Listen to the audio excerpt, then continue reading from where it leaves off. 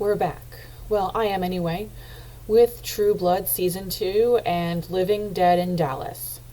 What they have in common overall is a road trip to Dallas for some vampires and a telepath, a maiden with a nasty scratch, and a Fellowship of the Sun.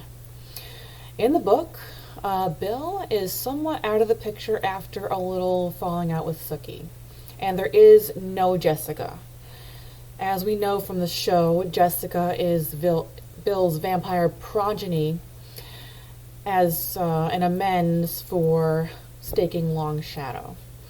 And of course, in the show, there is no shortage of vampires making that ludicrous rat face that they make when they want to drop Fang and be threatening.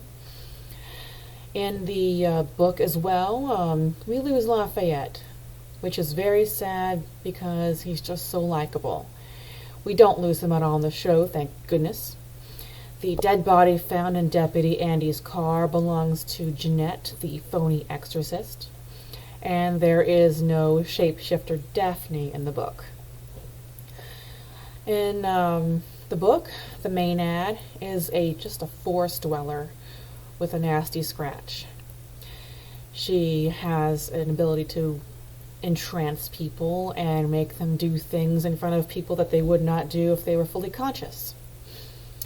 She also makes a final appearance during her groundbreaking sexy party, wearing nothing but a head-to-toe coat of thick, half-congealed blood. Kind of like, I guess that's how they got the idea for Lilith in season 5.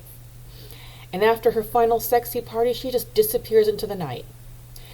In the show, she was about to make a human sacrifice when she was killed by Sam in a shifter form.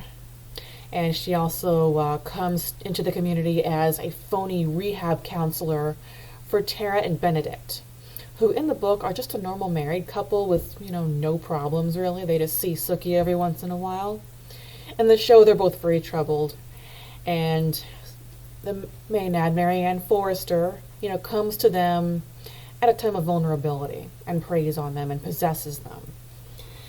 All right, moving on from that is the Fellowship of the Sun, the big deal reason as to why Sookie had to go to Dallas. In the book, the Fellowship of the Sun is a anti-supernatural cult, not so much an anti-vampire church. Sookie goes to see them undercover with the help of another telepath who works for the hotel in Dallas.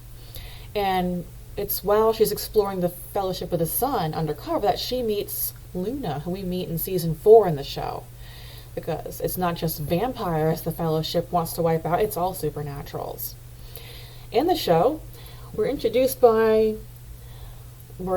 to the Fellowship of the Sun by one of them going to bail Jason out of jail before he's been officially cleared of the vampire groupie slayings. He goes with them to Dallas and joins their group, and he meets the Newlands. In the book, they're quite a bit older, 40-ish, 50-ish, and not as attractive as they are in the show. In the show, Sarah Newland, she's very pretty.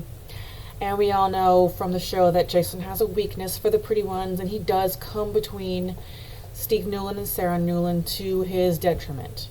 He learns the truth about them. He learns the truth about their cause. And, of course, he comes to regret it. That's something that's definitely in the show. What both the show and the book have in common is that Sookie is successful in freeing Godric, and it all ends with him going to meet the sun. And that pretty much it does cover season 2 of True Blood and Living Dead in Dallas. Now, I need a break from True Blood for a while because they read and they watch so differently, but so good for, same reasons. It's just so complicated and so exciting at the same time. So I'm going to meet the sun too and come back next week with White Oleander, Lord of Illusions, The Mist. I'm also working on getting through The Count of Monte Cristo. I'm also reading a follow-up to The Handmaid's Tale that's coming out to be very exciting. It definitely has a lot in common with the later seasons of the show. And I'm just so excited to bring that all to you. Thank you for watching. Please like and subscribe, and we'll see you next time.